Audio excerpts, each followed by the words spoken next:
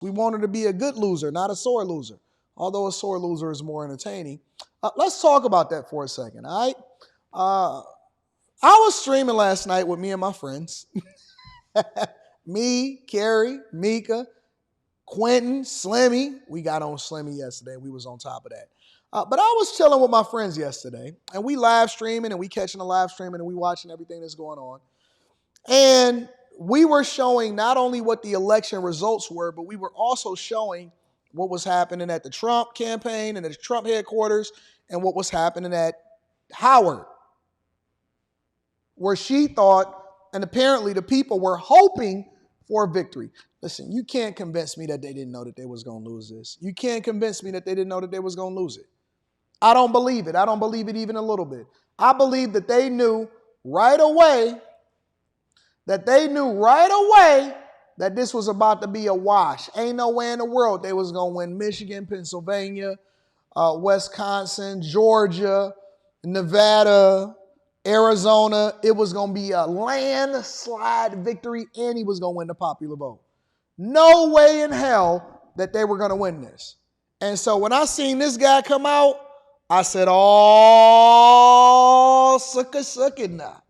All sucker now. Now, before that, you got to remember that I seen men dressed as women, women dressed as men. We didn't know which was which. I seen some dusty people. I seen a lot of rainbows. I seen a lot of sad faces, and they was trying to make up their own fun.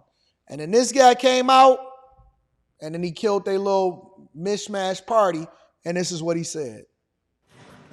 All right, we got to interrupt here. This is a spokesperson for the Harris campaign. Good evening, Howard. Let's listen in at Howard University in Washington, D.C.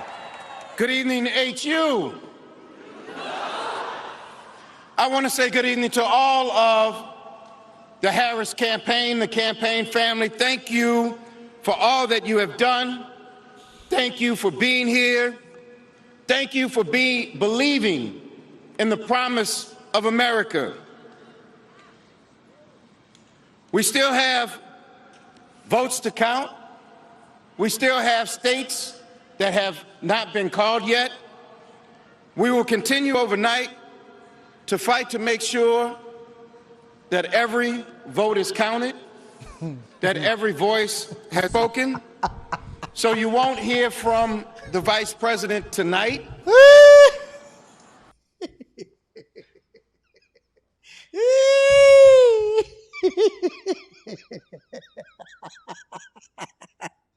Hey, who fault is it going to be that she lost?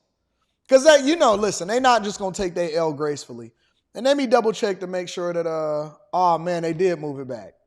They moved it back. It was supposed to be at 12 p.m. Eastern today, and they decided to move it back to 6 p.m.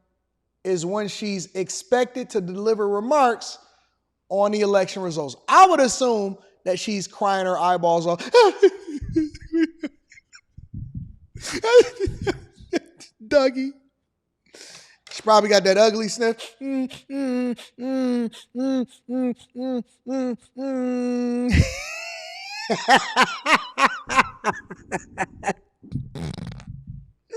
I used to have, listen. If you was a kid and you ever got a whooping in your life, you know what that ugly sniff sound like. The one that you can't stop sniffing and you can't stop crying, but you really want to. And your parents say another word. And I'm like,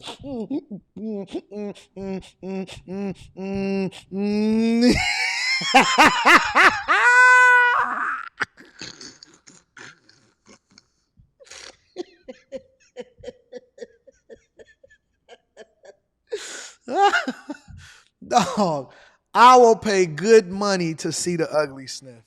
I will pay good money. Good money to see the ugly sniff from Kamala Harris. But here we are. This is the rest of what he was saying. But you will hear from her tomorrow. She will be back here tomorrow to address not only the HU family, not only to address her supporters. She said she needed the night off. When you get a whooping, you sleep good. When you get beat, when you catch that L, you sleep good for whatever reason. Right after you get that whooping, when I used to get a whooping when I was a little kid, I slept like a baby. It was like, and it's funny because my mother would always say, "Is the devil gone? Is the devil gone?" You sleep like a baby. You get it in. But to address the nation. So thank you. We believe in you. May God bless you. May God keep you. And go HU and go Harris. Thank you all. That was the weakest Go Harris I ever seen in my life. That was Howard University, the headquarters for Kamala.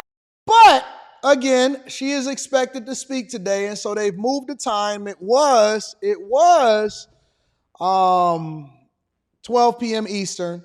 Now they moved it back to 6 p.m. Eastern. I will be on Fox News tonight, so we're going to be covering it live on Fox News. So make sure y'all tune in. Make sure y'all subscribe to this channel. But this is what the expectation is. Craig, Hoda, good morning to both of you. We are outside the Naval Observatory, the Vice President's residence, which, if this continues as it appears projected by NBC News, will soon become the home of J.D. Vance. Last night was quite a dramatic scene as we were at Howard University.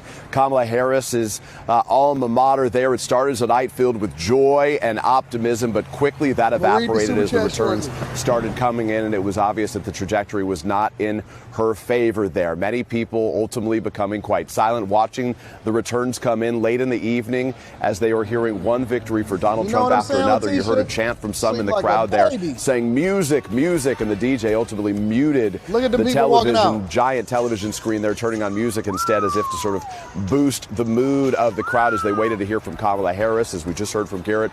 Ultimately, she did not speak last night. Instead, we heard from a campaign co-chair saying that she would address her supporters and the country from Howard University at some point later today. At the end of the day, though, this is going to be a major reckoning for Democrats to sort out exactly what happened here. Certainly, Kamala Harris faced some significant headwinds. Exit polls now showing that about 2/3 of Americans say they were either dissatisfied or angry with the state of the country, effectively saying that the country was headed in the wrong direction. How much of this is the responsibility of President Biden himself, the sense that the policies he pursued were not good enough and did not help satisfy some of the real economic concerns that... Here's the questions that we got to ask ourselves, right? Because we know that Democrats, they don't just go away silently. A lot of times they got election interference. They do little snad stuff, throw little shots here, plant little seeds there to try to usurp and make things difficult for the people that's actually starting to get stuff done and do things in the best interest of the American people. And I asked this question yesterday, and I slept on it, and I don't agree with some of my co-hosts that was on a show on After Hours last night, and so the question still remains. I asked this question again to you guys. Do you believe that she is going away for good? I want to hear what y'all got to say inside of the chat. Meaning that in 2028, now, keep in mind, in 2028, I believe that the next person up is going to be J.D. Vance. Yep, I think that J.D. Vance is next up. Now, we seen what J.D. Vance did to Tim Walz. We seen what J.D. Vance did to Tim Walz in that debate. Do you think in any way, shape, or form that Kamala Harris is A, going to run for president again? She's still young. Her neck isn't, but she's still young. And B, do you think that she would survive a J.D. Vance onslaught? You think she even want that, or do you think that she want to go back to making her greens in the tub?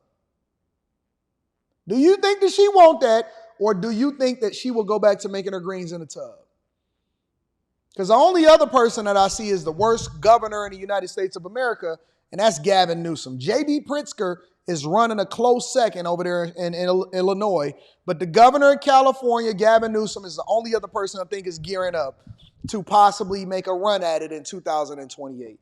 Do you guys believe that Kamala Harris is actually interested in running again in 2028 because she cannot take her loss like a woman and she is looking to still become president of the United States of America? That is my question to you guys. A lot of Americans are dealing with these days. Inflation, one of the real drags so far for the Democrats. But it's not just Kamala Harris who's going to have to answer these questions, but Democrats up and down the ticket, with the Senate now becoming strongly Republican. Among the things we're going to keep those eyes on over the course of the day, I will tell you, just pulling back the curtain a little bit, there was a big donor event, Hoda and Craig, that took place at a glitzy hotel not far from where Kamala Harris was. We own everything. We control the Senate. We control everything. We're going to get some things done. So, ladies and gentlemen, that was her campaign chair that stepped out and said, hey, guys, she's not up for it tonight. Again, Anton from AntonDaniels.com will definitely be covering things. And we're going to see what happens tonight in her concession speech. And if she tries to put on a good face or if she hit us with the